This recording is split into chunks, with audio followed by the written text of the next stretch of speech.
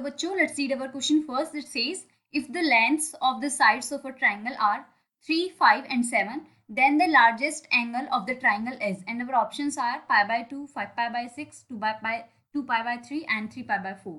तो देखो पहले इस क्वेश्चन का की कॉन्सेप्ट देख लेते हैं. The key concept for this question is, key concept देखो, अगर हमारे पास कोई ट्राइंगल है, this is our triangle A B C, A B C, and A की सामने वाली जो साइड है उसकी लेंथ है ए, बी के सामने की बी एंड सी के सामने की सी. कॉस ए होता है, cos A that is equal to B square plus C square minus A square divided by 2bc.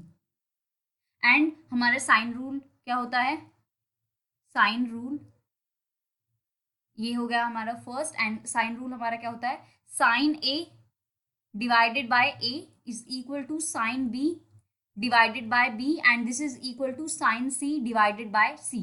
अब देखो हम अपने क्वेश्चन की तरफ आते हैं. देखो हमारे क्वेश्चन में एक ट्राइंगल गिवन है, ट्राइंगल ए बी सी मान लेते हैं, ए बी सी. अब इसमें क्या है, 3, 5 एंड 7 लेंथ दी हुई है. तो सपोज मैंने मान ली ये 3 है, ये 5 है एंड ये 7 है. तो देखो ए के सामने वाली साइड को मैंने इसको मान लिया ए, सी के सामने वाली को मैंने मान लिया सी एंड बी के सामने वाली को मैंने मान लिया बी. तो अब मुझे क्या फाइंड करना है, then the largest angle of the triangle is, largest angle find करना है. अब देखो जो हमारी सबसे लार्जेस्ट साइड है दैट इज बी सी, मतलब ए वाली साइड, उसके सामने वाला एंगल क्या होगा हमारा लार्जेस्ट एंगल. तो हमें क्या फाइंड करना है क्वेश्चन में, angle A, angle A find करना है हमें.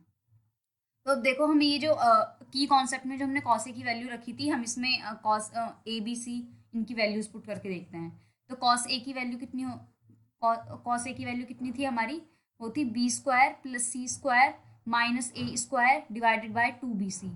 एंड हमारी ए बी सी की वैल्यू कितनी थी, A is equal to B is equal to and C is equal to. A B C की वैल्यू एक सेकेंड क्या क्या थी, ए की वैल्यू 7, बी की वैल्यू 5 3 7 5 3 7 5 एंड 3.